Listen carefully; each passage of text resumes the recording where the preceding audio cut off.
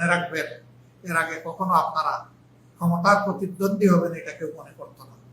মনে করতো একটা ইফেক্টিভ দল হিসেবে এরা বেঁচে থাকবে এতটুকু। এখন অনেকে মনে করে আপনারা হবেন ক্ষমতার প্রতিদ্বন্দ্বী। কাজেই আপনাদের প্রত্যেককে সার্চ লাইট দিয়ে দেখা হবে।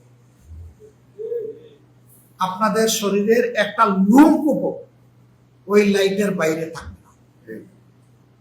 দুইটা সার্চ লাইট আপনাদের দিকে এখন তাক করা আছে, একটা আল্লাহ তাআলার আর একটা জনগণের।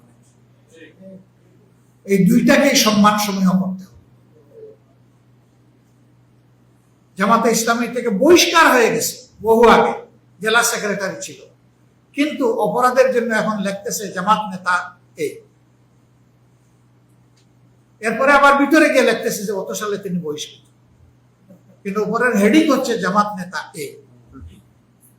আবার অন্য দলের নেতাই কাজ করেছে, বলতেছে যে এই কাজ করতে গিয়ে জনগণের হাতে ধৃত এবং পিটুনি খেয়েছেন, কিন্তু কে খেয়েছেন কোন দল এটা বলে না। ভিতরে গেলে আপনি পাবেন যে কোন দল। এই হলো ডিফারেন্স। সাদা কাপড়ে দাগ বেশি লাগে না? দাগ বেশি লাগে। সাদা কাপড় যারা পরে তারা খুবই সতর্ক থাকে যে আমার যেন কোনো দাগ না লাগে, কিন্তু অল্প দাগ লাগলেও ভাসে বেশি, দৃশ্যমান হয়ে বেশি। আপনারা সাদা কাপড়, দাগ লাগলে খবর আছে। অন্য কেউ আপনাদের মতো দাবি করে না যে আমরা আল্লাহর আইন চাই, শত্রুকের শাসন চাই, কোরআনের আইন চাই, সুন্নাহর আইন চাই। অন্য কেউ তো দাবি করে না। হ্যাঁ করে, কিছু ইসলামী দল করে, কিন্তু প্রধান প্রধান যে সমস্ত দল দৃশ্যমান তারা তো এই দাবি করে না।